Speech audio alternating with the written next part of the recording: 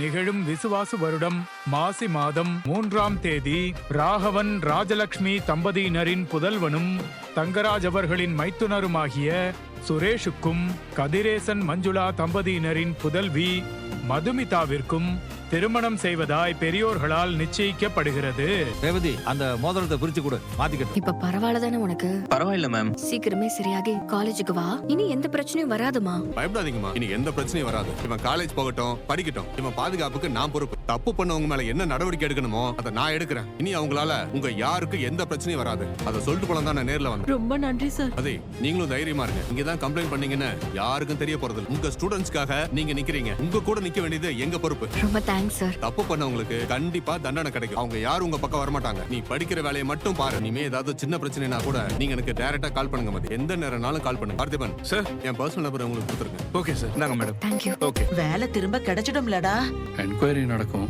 அது எவ்வளவு நாள் இழுக்கும் தெரியல. அது முடிஞ்சாதான் வேலை. உனக்கு இதெல்லாம் தேவையா சொல்லு? உன் வேலையை நீ பாத்துட்டு இருக்காம எதுக்கு தங்கராஜன பேச்ச கேட்டுக்கிட்டு இருக்க? அதுக்கு ஏன் மாப்பிள்ளை பேரை இழுக்கிற? மரியாதை வேற குறையுது. அவர் பேச்சை ஏன் கேக்குறீங்கன்னு வேற கேக்குற? எதுக்கு அவர் கூட சேர்ந்துக்கிட்டு கட்ட பஞ்சாயத்துக்கெல்லாம் போகணும்? போலீஸ் செய்யற வேலையா இதெல்லாம்? வம்பு சண்டைக்கு போறது, ஆளுங்களை அடிக்கிறது, வீடு தேடி போய் மிரட்டுறது, இதெல்லாம் சுரேஷ்க்கு பழக்கமான விஷயமா என்ன? இதுக்கு முன்னாடி அப்படிதான் செஞ்சுட்டு இருந்தானா?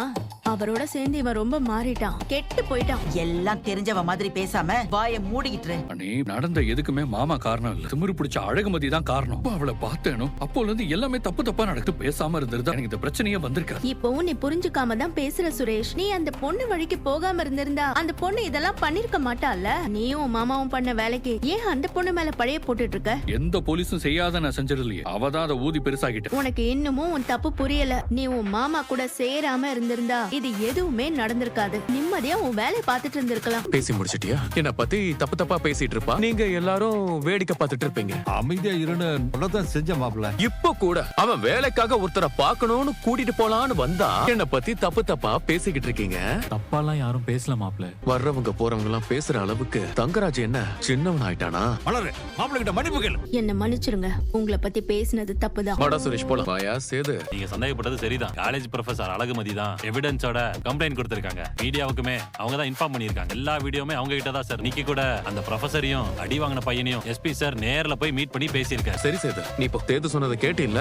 எஸ்பி அவளுக்கு ஃபுல் சப்போர்ட் பண்றாரு. இப்ப மட்டும் அவளை தொடவே கூடாது. அத மீறி நம்ம அவளை ஏதாவது பண்ணோன்னு வை, தப்பிக்கவே முடியாது, பெரிய சிக்கல் ஆயிடும். அவளுக்கு பண்ண வேண்டியதை கண்டிப்பா நம்ம பண்ணுவோம். கொஞ்சம் பொறுமையா பண்ணுவோம். கோச்சுக்காத மலர். நான் என்னங்க தப்பா சொல்லிட்டேன்? சுரேஷ்க்கு நடக்கிற எல்லா பிரச்சனைக்கும் அந்த ஆள் தானே காரணம். இதை யாராவது சுரேஷ் கிட்ட சொல்லணும்ல. நீங்க யாரும் சொல்லல, நான் சொன்னேன். அது ஒரு குத்தமா? அதுக்கு மன்னிப்பு கேட்க வைக்கிறாங்க. நீங்களும் பாத்துக்கிட்டு பேசாம இருக்கீங்க. அந்த சுரேஷ் காலையில அண்ணி நொன்னின்னு வருவான்ல, அப்ப இருக்கு அவனுக்கு.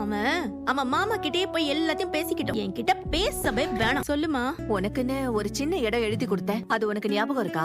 அப்பப்ப போய் அதை பார்க்க வேண்டாமா? அந்த நிலத்துக்கு காம்பவுண்ட் கட்டி இருந்தோம்ல, அது இடிச்சு கிடக்குதான். பக்கத்து வீட்டுக்காரங்க போன் பண்ணிருந்தாங்க. நேரம் கிடைக்கும் போது மாப்பிள்ளை போய் பார்க்க சொல்லு.